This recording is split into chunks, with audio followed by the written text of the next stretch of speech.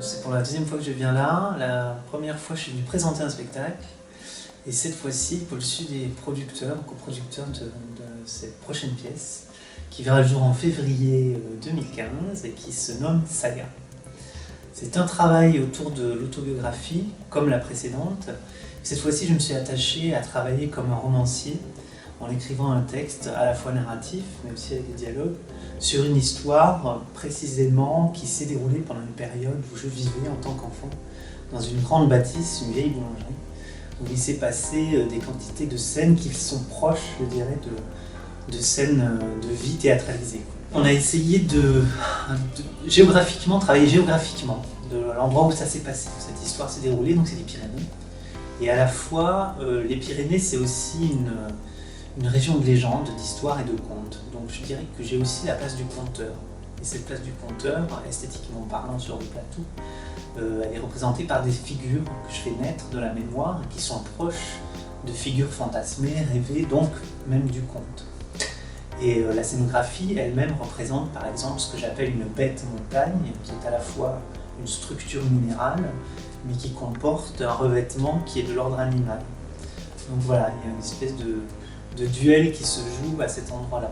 Les espaces en fait ne sont pas représentés sur le plateau de manière précise ou elles se révèlent pas de manière évidente comme ça. Donc aucun objet qui représente le quotidien par exemple de cette famille ou les endroits où se sont déroulées les scènes aussi bien dramatiques que drôles ne sont représentés esthétiquement parlant, elles sont juste représentées par le son aussi. Je dirais que le son, le travail du son, de la voix, l'identité vocale de ces personnages-là, leur donne donc un physique, leur donne aussi un caractère, mais qui n'est pas lisible.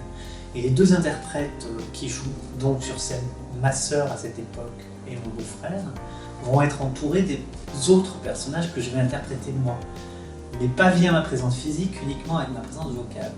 Donc il y a des fantômes, il y a des lacunes, il y a des absences.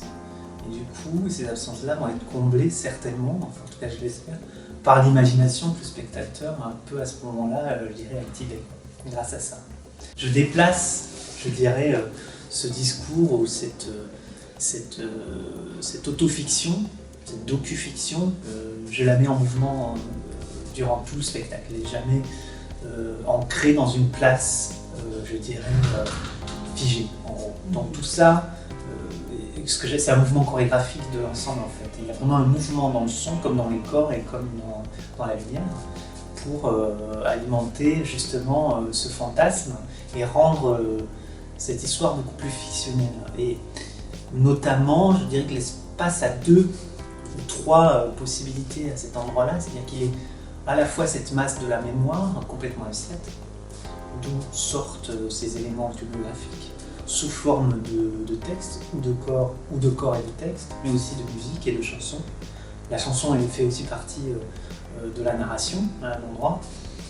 Les paroles ont été retravaillées par rapport à la narration, donc on oscille entre une partition proche de la comédie musicale à certains endroits, mais qui est teintée quand même de cette période des années 90, musicalement parlant, donc l'arrivée de la dance music, de la pop et les débuts du R&B, du rap. Et comme il est question de bandits, de brigands, de gitans, de trafic, et j'en passe, il y a quand même cette image du bandit qui est très présent actuellement maintenant dans les clips vidéo qu'on peut voir, R&B et tout ça. Donc il y a toute cette culture-là du rap et du hip-hop qui aussi va surgir de cette mémoire, du coup qui va être en décalage total avec ce que ça raconte, quoi.